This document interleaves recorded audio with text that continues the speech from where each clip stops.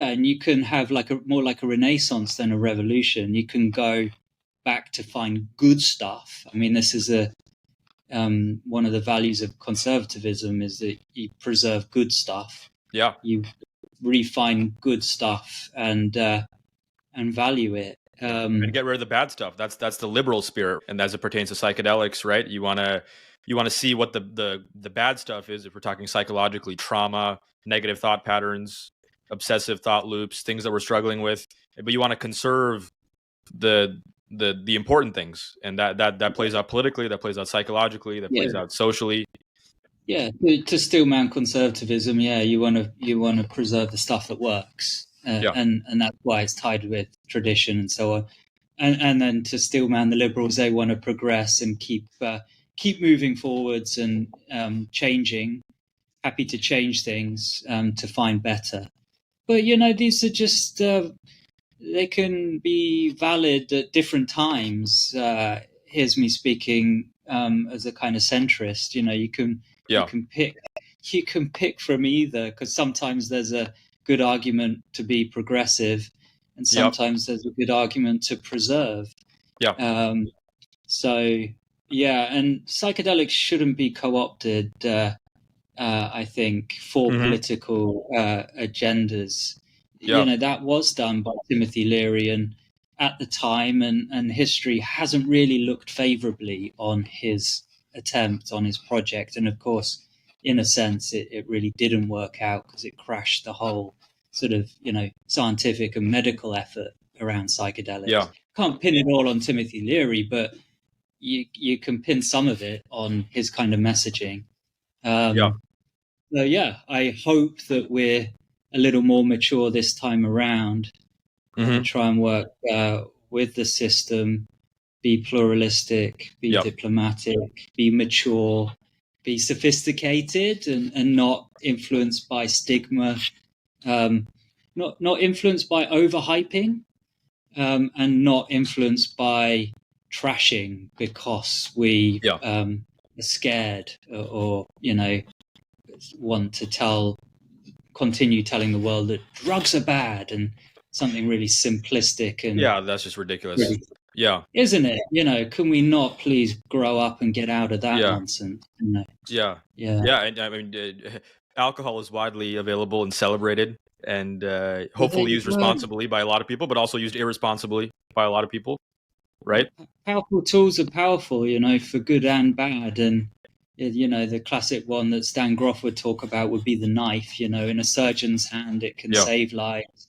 Psychedelics can save lives, and sadly, in tragic situations with ill intent, a knife can kill, and psychedelics can kill too. So these are powerful tools, and so there's great responsibility on using them right. And the last thing on this political intersection with psychedelics, I'm going to be writing an article about this soon on my Substack about it's not clear, and as you alluded to, whether you could inherently label psychedelics as liberal or conservative. And you can make a case for either way, right? From a more maybe superficial level or surface level, it's progressive in the sense of we're like, say, regulating psychedelics, approving them, making them available. It's progress. It's something new. It's reforming the current psychiatric system, and I want to get your thoughts on that in a few minutes about conventional psychiatry. And so it's overhauling the current biomedical reductionistic psychiatric model, and you're entering to something very new, very revolutionary, very paradigm altering. And so in that way, it's progressive, and to the extent that drugs are associated with sort of progressivism or people on the left, I mean, that's sort of just cultural, because I mean, like my therapist, he's Brazilian, and he talks in Brazil, ayahuasca is widely used as part of a lot of cultural traditions. But Brazil, he talks about the many people he knows in Brazil who are using ayahuasca, the ayahuasca churches. Those people are very conservative, culturally, religiously, politically even. And so for them, they can't be categorized as politically progressive, yet ayahuasca, this very powerful psychedelic, that's the ayahuasca has it's basically DMT for 7-8 hours. I really see psychedelics increasingly as sort of part of an important aspect of human maturation that a lot of people sort of miss out on.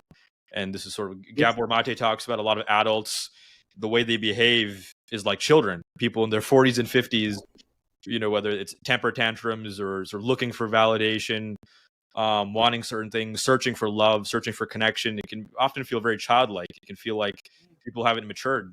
And so in that way, and in other ways too, like if you want to talk about sort of restoring, sort of, if you want to go the sort of Petersonian way of talking, of sort of restoring, us being made in the image of God, archetypically speaking, of sort of returning to our more pure, more loving, more open, more connected sort of nature, if you want to go more philosophical or spiritual. Psychedelics help us return to that state. We understand ourselves better and we understand other people better. Like, I think one interesting positive side effect of using this myself, just subjectively speaking, is I have a lot more empathy, I would say, for other people going through hard times. And I would say I'm less judgmental, including people in life, say old friends, old companions who maybe there might have been more anger or judgmentalism towards them, and there's a bit more understanding. So it's like, these are very positive things that a lot of religions like Christianity emphasize, the importance of understanding and compassion towards other people. So yeah. The Renaissance, there are many types of Renaissance, but Renaissance means rebirth.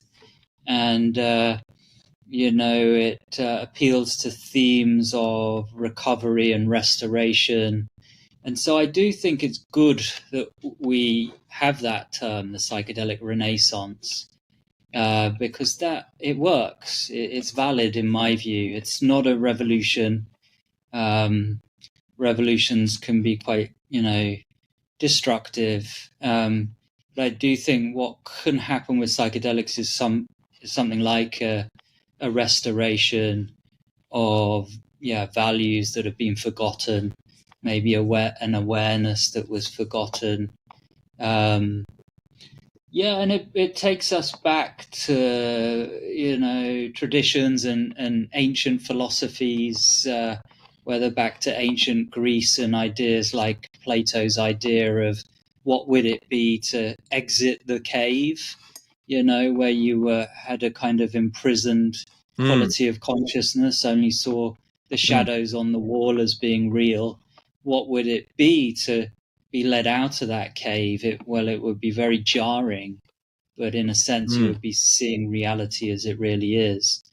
And so, I think there's something about recovering, like a revival in a sense of forgotten wisdom, know thyself, that can foster things like empathy.